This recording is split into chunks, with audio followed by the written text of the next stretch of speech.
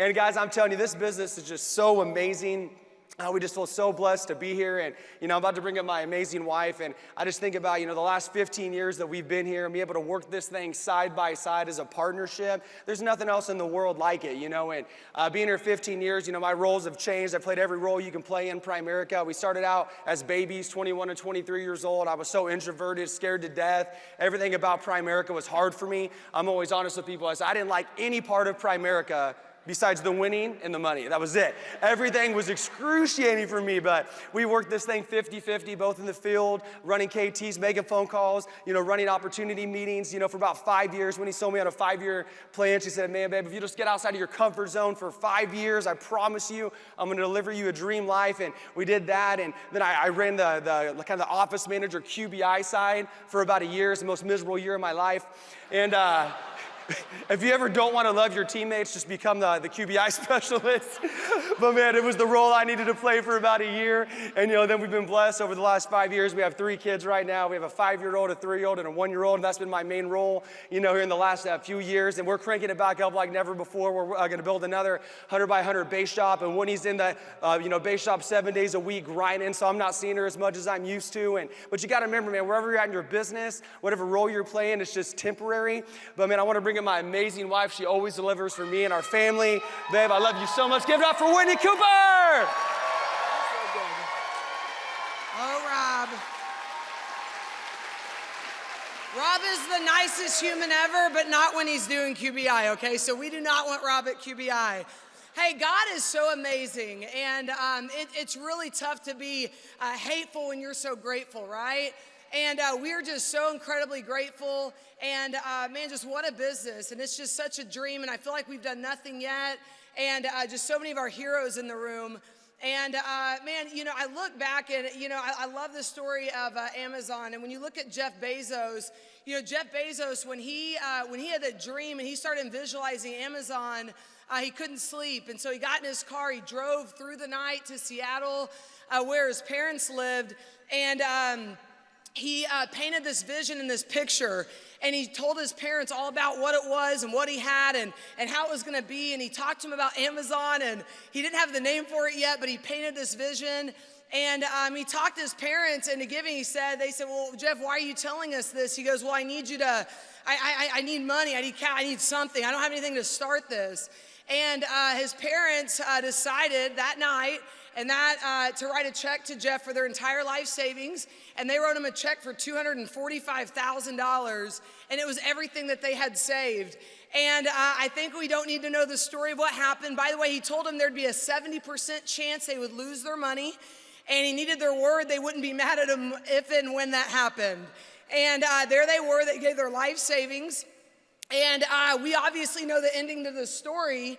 And they didn't keep all their shares, but they're still right now today the top 30 wealthiest people in the world, right? Because they went out and took a chance, right? A risk. Y'all hearing this?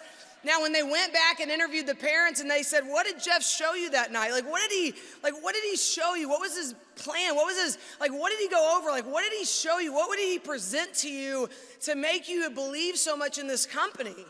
And the parents laughed and they said, we never believed in the company. And the mom said, we didn't even own a computer. When Jeff left, the dad looked at Jeff's brother and said, what's the internet?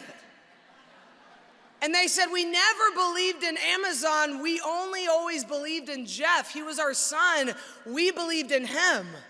And I look at Rob, and I think even coming into Primerica, he believed in Whitney Cooper. And I think our guys coming in, I hope we always remember that they don't join believing initially in Primerica. They join you. They believe in you. They believe in your conviction. They believe in your energy. They believe in your direction. They believe in your commitment. They believe in where you're going. And that's why, man, when do we let people go? I understand that people quit, but do we fight for them? Right? I understand the game. I understand people are going to go, but do we fight for them? I had one of my guys recently. I said, hey, where's so-and-so? She's a full-timer at the office. He goes, oh, yeah. Last week she sent me a text, and I haven't really heard from her since. I said, give me your phone. He goes, what do you mean? I go, give me your phone. And he's like, why? I'm like, just give me your phone. And I go back and look at the message, And she wrote this long message about she was starting to doubt. Are y'all, everyone with me on this? 2 days later, the person responds. Are y'all with me on this? Then I go to the call log, not one phone call. I go, if I came home and Rob was gone, I would freak out. I would call him a million times. I'd go looking for him. I'd get in my car. I would fight for him. Is everyone with me on that? Do we fight? Do we just let people go, or do we actually fight for it? I know the game, but do we attack? Do we chase? I had a girl message me, and I could tell she's starting to. I call it, it's like a suicide text.